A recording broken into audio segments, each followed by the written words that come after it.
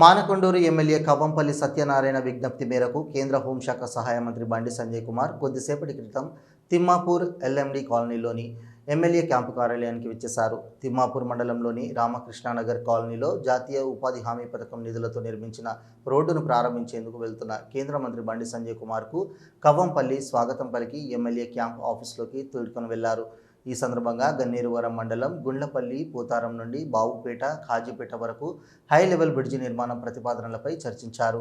మానేరు నదిపై high level bridge నిర్మించాలని స్థానిక ప్రజలంతా ఎంతో ఆశగా ఎదురు చూస్తున్నారని ఎమ్మెల్యే ప్రస్తావించగా తప్పకుండా మండల ప్రజల కల నెరవేర్చుతానని హామీ ఇచ్చారు.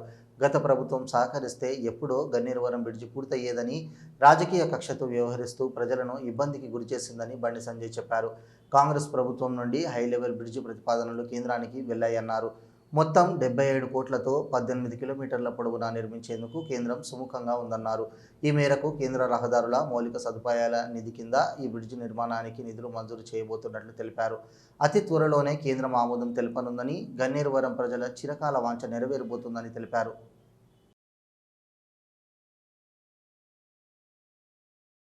ఈజీఎస్తో పాటు ఇతర నిధులకు సంబంధించి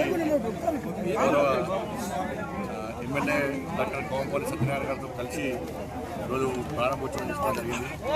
వారు నేను కలిసి ఈ రోడ్డుకు 75 లక్షల రూపాయల రోడ్డుకు, దాంతోపాటు వివిధ గ్రామాలకు సంబంధించి ఈజీఎస్ కూడా దాదాపు 1,10 లక్షల రూపాయలతో అభివృద్ధి పనులను వాళ్ళిద్దరం కలిసి ప్రారంభించడం జరిగింది.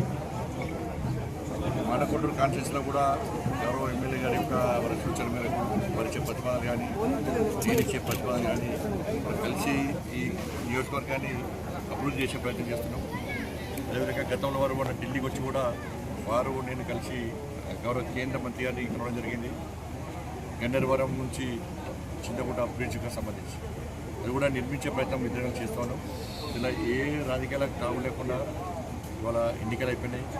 అందరం కలిసిమెలిసి ఈ కరీంనగర్ పార్లమెంట్ అభివృద్ధి, దాంతోపాటు ఇక్కడ మానకొండ అభివృద్ధి కోసం అందరం కలిసి ప్రయత్నం చేస్తున్నాం. రాబోయే రోజుల్లో కూడా ఇట్లనే నిధులు తీసుకొస్తాం. ఇద్దరం కలిసి తప్పకుండా ఈ ప్రాంతాన్ని